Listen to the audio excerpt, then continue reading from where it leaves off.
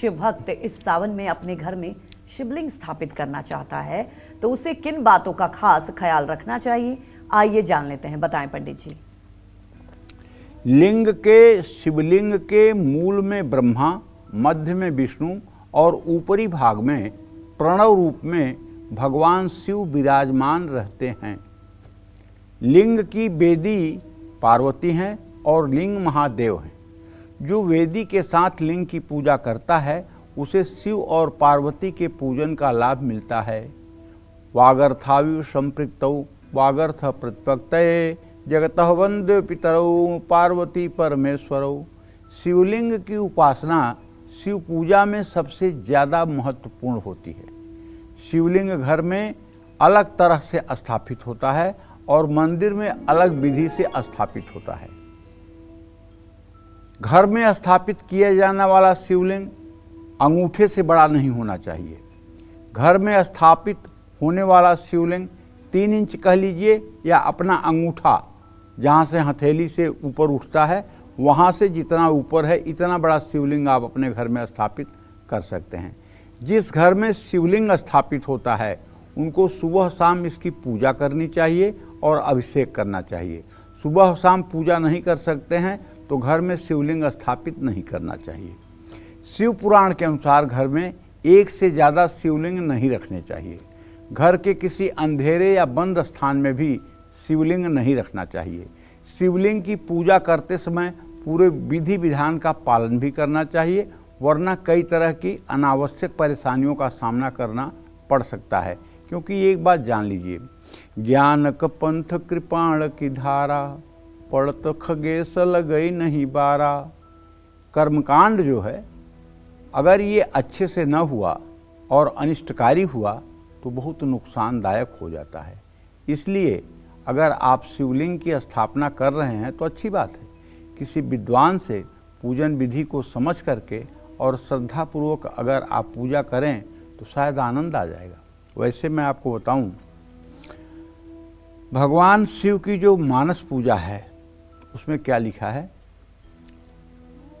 रत्नई कल्पितमासनम him जलय स्नानम च दिव्यांबरम नाना रत्न विभूषितम मृगमदाम मोदांकितम चंदनम जाति चंपक बिल्वपत्ररचितम पुष्पम च धूपम तथा दीपम देवदयानिधे पशुपते हृत्कल्पितम गृह्यताम सौवर्णे नवखंडरचिते पात्रे घृतम पायसम भक्षम पंचविधम पयोदध्युतम ब्रह्माफलम पानकम शाकानामयुतम जलम रुचिकरम कर्पूरखंडोज्ज्वलम तांबूलम मनसा मया विरचितम भक्त्या प्रभो स्वीकुरु छत्रम चामर्युर्युगम व्यजनकम चादर्शकम निर्मलम वीणाभैर्मृदंगकाहलकला गीतम च नृत्यम तथा साष्टांग प्रणतिस्तुतिर्बहुविधा हे तत्समस्तं मया संकल्पेन समर्पितम तो विभो पूजा गृहाण प्रभो।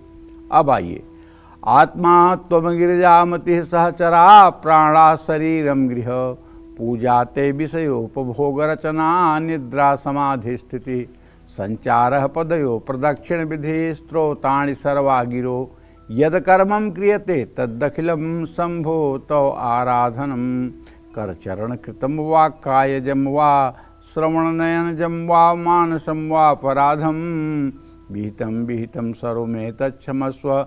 जय जय करुणाब्धे श्री महादेव शंभो। आत्मा तुम, हे शिव आप मेरी आत्मा के स्वरूप हो, ऐसा भाव करना चाहिए शिव भक्तों को। हे शिव आप मेरी आत्मा के स्वरूप हो।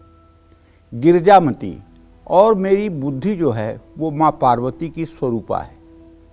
सहचरा प्राणा, जो मैं श्वास लेता हूँ सांस छोड़ता हूँ, ये आपके शिवगण नंदी आदि शिवगण है। शरीरम गृह, और हे प्रभु ये मेरा शरीर आपके निवास करने योग्य उत्तम घर है।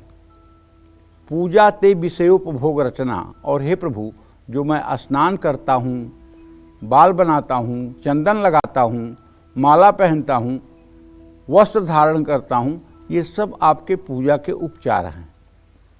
पूजा ते विषयोपभोग रचना निद्रा समाधि स्थिति, और जब मैं सोता हूँ तो ये आपके समाधि की अवस्था है।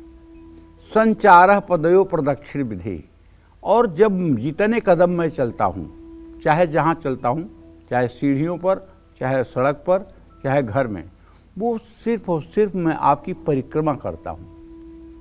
संचारः पदयो प्रदक्षिण विधि स्त्रोतानि सर्वागिरो। और जो कुछ भी मैं बोलता हूँ, चाहे जिस भाषा में बोलता हूँ, वो सब आपकी स्तुति में कहे गए पवित्र स्त्रोत हैं। यद कर्मम क्रियते तदखिलम संभो तव आराधन। और जो भी मुझसे जाने अनजाने में कर्म होता है, हे प्रभु, वह सब आपके पूजा का ही एक अंग है। इसलिए मैं आपका शरणागत हूँ, मेरा कल्याण करिए। इस भाव से अगर मानसिक पूजा भी नित्य कोई करे तो मैं विश्वास के साथ कह सकता हूँ कि ऐसे लोगों के हृदय में भगवान शिव का आविर्भाव अपने आप हो जाएगा। प्रातः स्मरामि भवभीतिहरं सुरेशं गंगाधरं वृषभवाहनम् अम्बिकेशं खड्वांगवरदाभयहस्तमेशं संसार रोगहरमौषधम् द्वितीयम्। ओम नमः शिवाय।